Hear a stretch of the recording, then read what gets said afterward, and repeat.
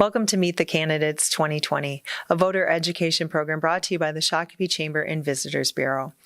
Our hope is that these candidate interviews and profiles will help you, the voter, understand your choices when it comes to casting your ballot in the 2020 elections.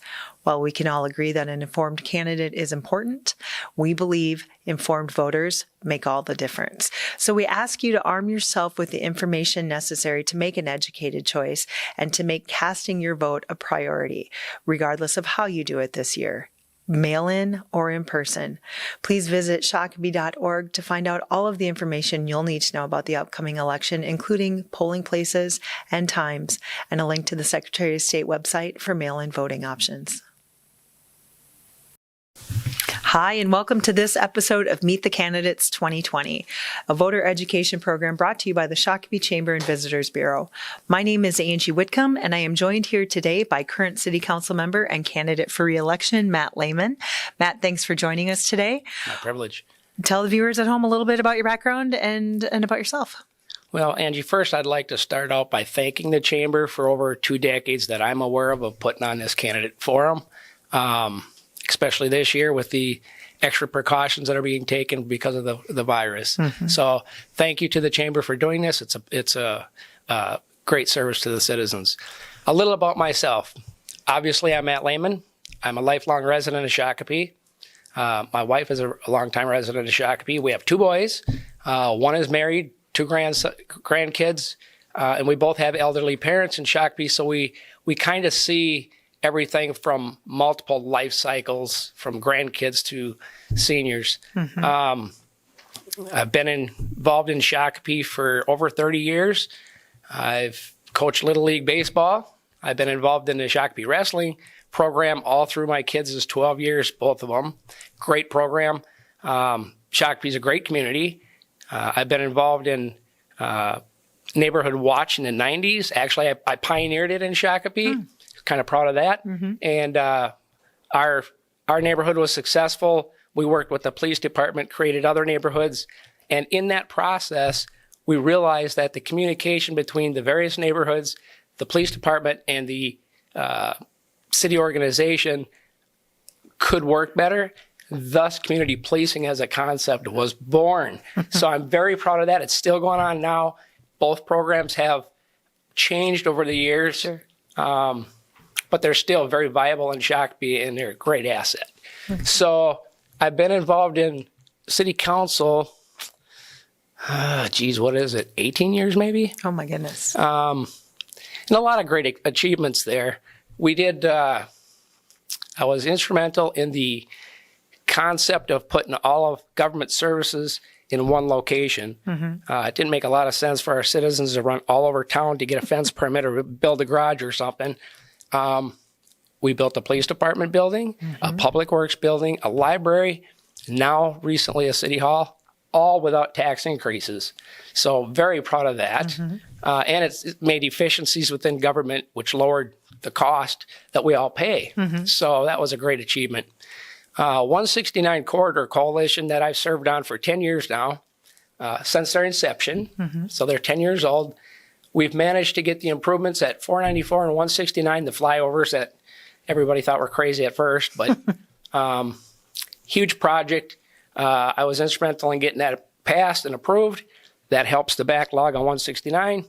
We also, tomorrow, we're going to have ribbon cutting for the 4178 169 interchange, which is going to be a different interchange, going to take some driver education. Yes, it is.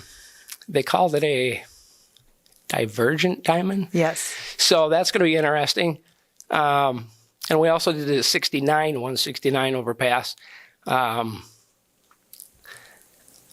other projects I'm very proud of. 101 river crossing. Mm-hmm. That bridge, obviously, it flooded for years. So people might not know this, but when that project was started, it was 2 lanes, mm-hmm. just like it used to be. Crazy. And at the old Y was multiple bridges, multiple stoplights, and I actually came up with an idea of that roundabout, except my idea was a circle with a diamond so you could have a free right from Oh, Eden sure. Prairie up the Chan, Sure. from Chan to Chaska, Shakopee to Eden Prairie. They kind of incorporated that with the 2 lanes, but that saved a ton of money. So we didn't have to build bridges and stoplights and everything else. And that extra money was then diverted back to making a 4-lane, setting us up for the future. Yeah. 169 Corridor Coalition backed that project because it removed a lot of stress from the river crossing on 169. Yeah. Which was so necessary. Yep. And I also worked with the county when they redid First Avenue in Shakopee. The portion of 69 from Rar Malting to 169, that was slated to be an urban design, which would have cost a bunch of money to redo the whole thing. It's already a 4-lane divided. So I convinced the county to leave it a 4-lane divided. It lowered their cost to upgrade it and rebuild it, which they didn't really rebuild it. They just overlaid it. So it saved them a bunch of money, and it gave us a ton of capacity from the new 169-69 interchange to the new 101 bridge. Yeah. So these infrastructure issues are very important, especially for our future. And, all the buildings that we built, the Public Works building, Police building, now the City Hall, these are all core city functions. And all of them buildings have been built for future growth. Yep. Meaning we don't have to build new buildings. There's a bay specifically in the Public Works building where we designed the floor to be able to put another hoist in the plan already. So I'm pretty proud of these accomplishments. They're big things, but they're all core that we absolutely have to have. And we need to do it with the taxpayers' wallets and businesses' wallets in mind when we do it. For sure. And we were very successful in that. Well, great. Well, Matt, it's been 18 years Yes. and a lot of successful projects. Yep. Why are you running for re-election? I love Shakopee. I absolutely love Shakopee. I love the people of Shakopee. And one thing I can't say enough that I always say, but obviously the national is not listening. When there's disagreements on policy at any level, it's nothing more than individuals having their priorities in different order. Okay? It doesn't mean that they're a bad person. No. You shouldn't dislike them as an individual, and you certainly don't have to attack them. These differences in priorities, all the priorities are important. It's just a matter of which one is most important to an individual. So I'm pretty proud of that. I think I have a lot of experience to bring to the table. I'm very concerned about the COVID economic impacts. That's a huge concern for me. I know the federal government has spent $8 trillion in 6 months, 33% of the current national debt. It's like, wow, when's this ever happened? We're still in a state of emergency, going on 8 months, federal, state, city. The state had a $1.5 billion surplus. It is now, last number I got this week was like $6.8 billion. And it's like, they're talking across the board cuts in services, across the board tax increases. This is scary. This is, we're looking around seeing what's happening to our businesses. I'm a small business owner. My wife and I own a small business in downtown Shakopee. We also operate it together. We weren't forced to close, but we see the impacts. For sure. Yeah. Early on, as the chamber is well aware, I contacted the chamber, the local businesses, our state representatives, our senators, our governor, and we tried to come up with a unified message of how we can minimize these impacts on our businesses. We're at the mercy of the state at this point, unfortunately. So that's a huge concern. Yeah. My other concerns would be we have moved to a extreme density development model, and some of which are being subsidized by the other taxpayers. I'm concerned that model is going to put a lot of burden on our infrastructure, and it's also going to require additional city services. You don't build a bunch of roads in a new development and not plow them or not sweep them or not clean the sewers or all these other important services that the city does. So it's going to cause an increase in services. It's going to cause increase in our infrastructure.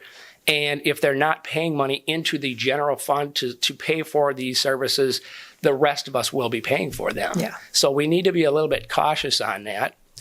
I also have a concern with, we're seeing PUDs, planned unit developments, at a record pace. I think I've seen more in the last 18 months than I've seen in 18 years.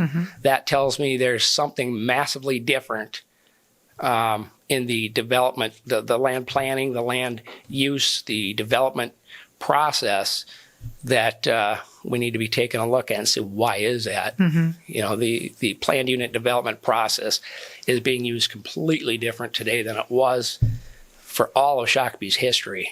So I think we need to take a look at that and see why that's happening and what the ramifications are. Always putting the taxpayers first. I've always tried to make sure that the taxpayers' interest, and businesses pay taxes too. A lot of them are first. So them are some of my concerns. Okay. I'm running because I love this community. I think I have a lot to offer with my experience. I think my track record speaks for itself. It's very public. Anybody can search it. I want the best for Shakopee. I want the best for our residents and our businesses. Great. So, Matt, this might be a tricky question because you've been part of city government for so long, but what would you change about how it works, how Shakopee city government works? That was actually an easy question for me because I gauge what we should be changing on the feedback I get from the people I serve. What are you hearing? Our notification process needs to be looked at. We've had multiple projects recently where people came forward and said, I was never notified. So we need to make sure that we're making the notification process as easy as possible for the public, and I think we need to do it in multiple ways. There's legal requirements, but then there's a moral requirement. In one case, it was an elderly area that don't do the internet. Well, it was on our website. Well, they don't do the internet. So we have to use all of the above. So I think that's one area where improvements can be made. Okay. Obviously, communications and transparency at all levels of government, not just picking on Shakopee. But some of that is not intentional. Some of it is the change in technology.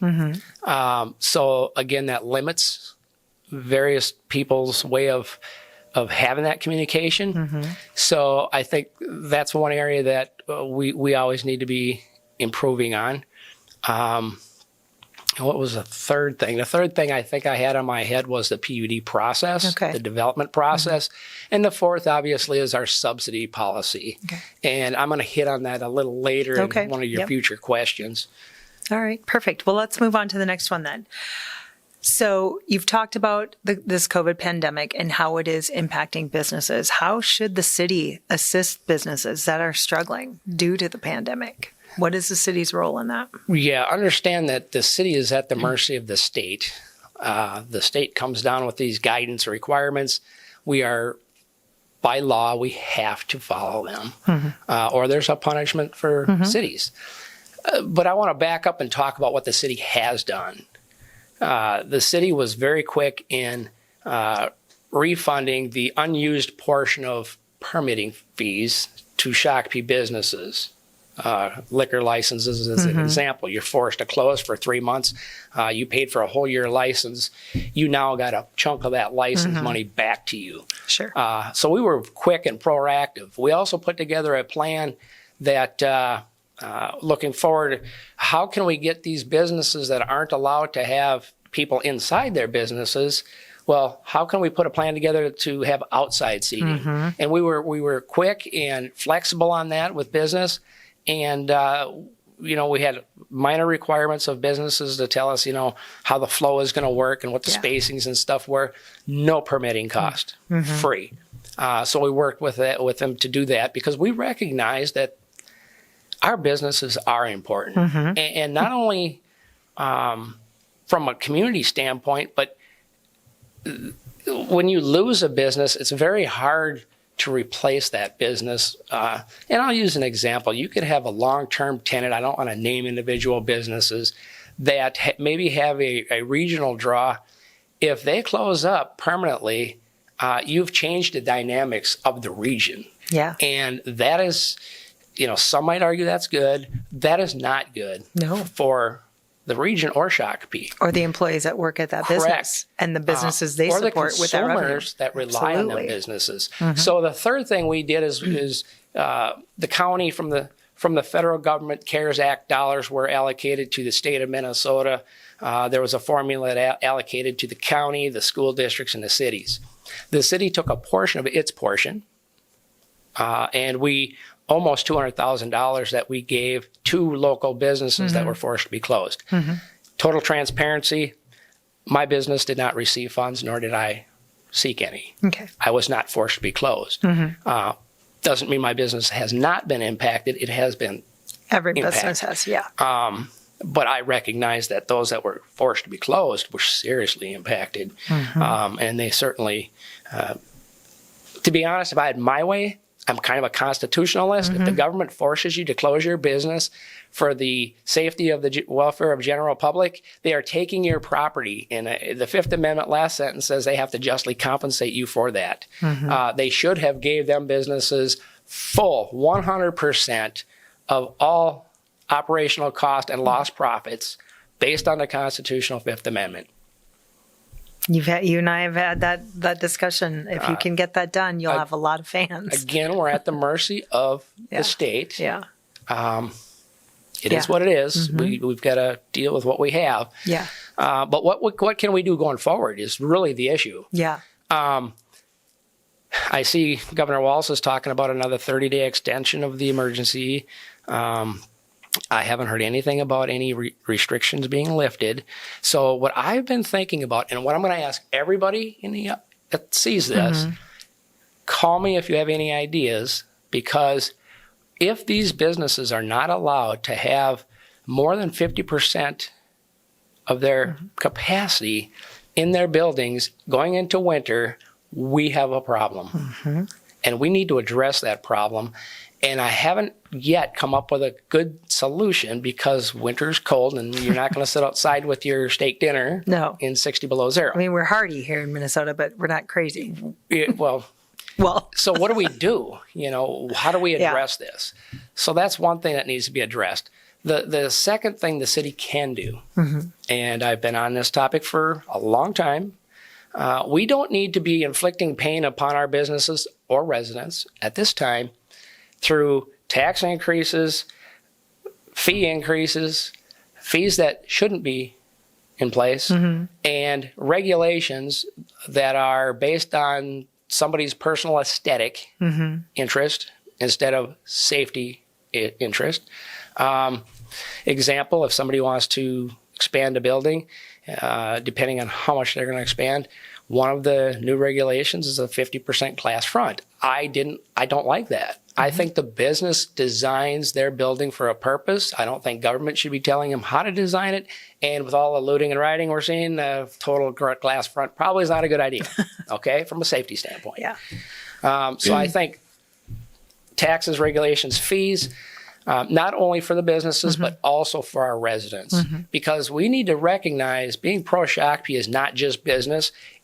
It's all inclusive. It's all of us in this together. It includes our residents. And if our residents are not strong, our businesses are not strong. They need to work together. So the last thing I would say about what we can do going into the future with all these uncertainties and a lot of division is we need to ask, and I'm asking our Shakopee citizens to patronize your Shakopee businesses. Yes. I know it may be tough in some cases where you may have to call in and pick up and all these things. Please, our community is important, and that's a way that you can support your business, your community. Echo that wholeheartedly. Yeah, consumer confidence is going to be the key to all of our success rolling out of this, right? I'm convinced that the economic impact moving forward, both on business and residents, is going to be staggering. You don't spend this kind of money without something happening. And I'm not chastising the government for their response to COVID.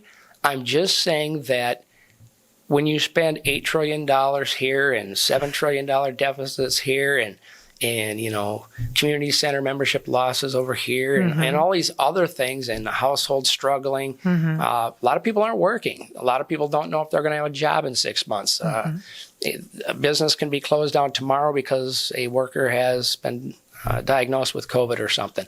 There's a lot of uncertainty, and the economic impacts are going to be larger than what we're seeing right now.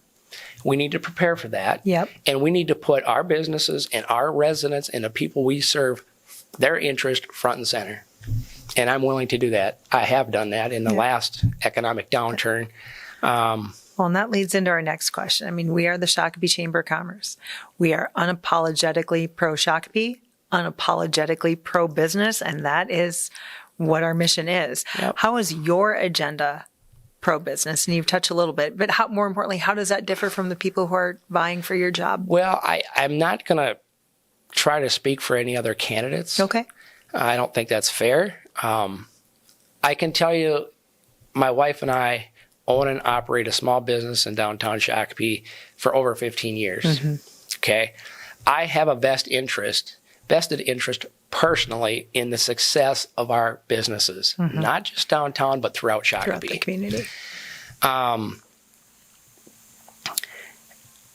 If we go back to 2-3 years ago, the city came up with a 3% natural gas city tax. Okay. I was adamantly opposed to that.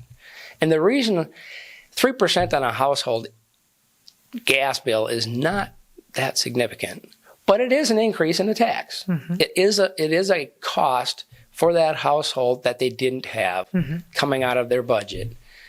Now, when you take a business, a larger business especially, it's hundreds of thousands of dollars. I know. And this is not being business friendly in my mind. So my policies are how do we make sure we're not putting taxes, unnecessary tax increases on businesses and households? How do we make sure we're not creating regulations that cost businesses and households money that shouldn't be costing them? I call it ridiculous regulations. How do we make sure that when we're charging a resident a fee or a business a fee for something that, one, it's something that is top of the importance list, safety related. If you're paying for a fee for changing out your, a gas appliance or structural or something where you really should have somebody that knows what they're doing so the whole stuff don't fall down or you don't blow up your neighborhood. I get it. I get it. Okay. Same with a business. Yeah. But I don't believe we need to come up with fees on the backs of our residents and businesses to support spending that doesn't necessarily have to happen. I'll give you an example. And if anybody can show me this, that would be great. But when's the last time you saw a city council, a school board, or a county board, or any group of government get together and say, the topic of today's meeting is how to lower our cost to our constituents? That's a meeting I'd watch. But why has that not happened? The only person that's ever asked for that to happen has been me. And to me, this should be a monthly thing. We need to be talking about how do we actually serve the interest of the people we're supposed to serve. It's in everybody's interest. You can ask any household if they would like to keep more of their own money that they earn. They'd say, sure. You could ask any business if they'd like to have a little bit more margin in their bottom line. They'd say, absolutely. So why are we not doing this? Do you think that, and we're going off script here. Sorry. No, I'm taking us off script. But do you think that they would want to keep more money in their pocket at the expense, or not the expense, but the price of not having services or amenities or quality of life kind of things? Well, I mean, what do you think that balance is? Because this is a discussion people have all the time. Right. The balance is we don't want to see our businesses close. No. We don't want to see our housing industry, have a problem, going into a lot of foreclosures and things like that. Yet we all want these things, these nice things to have. But when you really break it down, you have things you absolutely must do as a government. You have to plow the streets. You have to have sewers operating. You have to have public safety. If your house is on fire, you need a fire department to respond. If you're having a heart attack, whatever, you need to have police. So there's things that you need to have no matter what. And then there's things that are nice to have. And then there's things that are, we could do that, but it really only serves a small portion of the population. So I like to take the must-have necessary services first as priority. Then I like to take the things that are nice to have that are used by the majority. And the things that we do that are very limited, these are things that we don't really need to do that have very minimal impact on our community as a whole. Sure. Okay? So that's kind of how I look at it. Great. All right. Moving on into economic development. What role should the city have in attracting new businesses to Shakopee or helping our current businesses expand and stay? Well, to me, it's jobs. Okay? And I'm going to talk a little bit about where I differ on policy with our council right now. Okay. And I've brought this up, and hopefully it's something we can look at and modify. But I'll give an example. When a business comes in and is going to provide jobs, that's a great thing for our community. However, if the wages that this business is paying its employees aren't at a certain level, the employees are going to also receive taxpayer-funded health care, taxpayer-subsidized housing, taxpayer-subsidized other social services. So does it make sense to have the tax base as a whole subsidize a business and then have the taxpayers at whole subsidize the workers and their housing and all these other things? No, it doesn't make sense. What I support and have supported is tax incentives for businesses, new businesses or expanding businesses whose jobs meet a threshold that the employees are not, they make too much money to be eligible for other taxpayer subsidies. And the reason I take that position is because I want members of our community that are at this economic step on the ladder to be able to get to this economic step of the ladder. Okay? Sure. I want them to have that hope and dream of the white picket fence and their own home ownership and things like this. If you don't have that in your business subsidy policy, you in effect are accomplishing, the only thing you're accomplishing is you're expanding the net worth of your city, your tax capacity, which says, okay, my city is worth a whole lot more money, but your levy goes up. It lowers your tax rate because you're dividing it into a much larger value of a community at large, but you're not getting the tax relief, and yet you're providing the services. Sure. And you're not helping your community members move up the economic ladder. So that's my position. It's been very consistent over very many years. I just told you why it's my position. And, recently we passed tax incentives on gated luxury high-end apartments. It's like, I try to explain to my mom. She's like, Matt, why did this happen? And I'm like, well, Mom, you're going to be subsidizing with your Social Security this gated luxury high-end apartment. And she's like, but I can't afford to live there. I'm like, I'm sorry, I didn't vote for it, but that's what the majority wanted, and that's how democracy works. So I think we need to be a little more cautious on how we do that, because it's really hard to justify to the people I serve that we're doing some of these things. Shakopee has always been a leader in growth, whether we were extremely conservative councils or more liberal councils. We've never, ever had a problem with growth. Even in the economic downturn, we led in growth. We don't have to pay for it. We do not have to pay for growth. but I will help pay for it if the jobs bring our community up. Sure, absolutely. Matt, with the last 30 seconds we have here, look in the camera, talk to the viewers, tell them why they should reelect you. Thank you, Angie. My name is Matt Lehman. I'm running for reelection to City Council. I have a lot of experience. I'd like to apply that experience, especially in the situations that are coming up that you heard in this interview. I have a website. If you haven't heard any issue here that explains all my issues, my website is www.re-elect-layman.com. And for the really educated grammar geeks, that would be a hyphen between re-elect.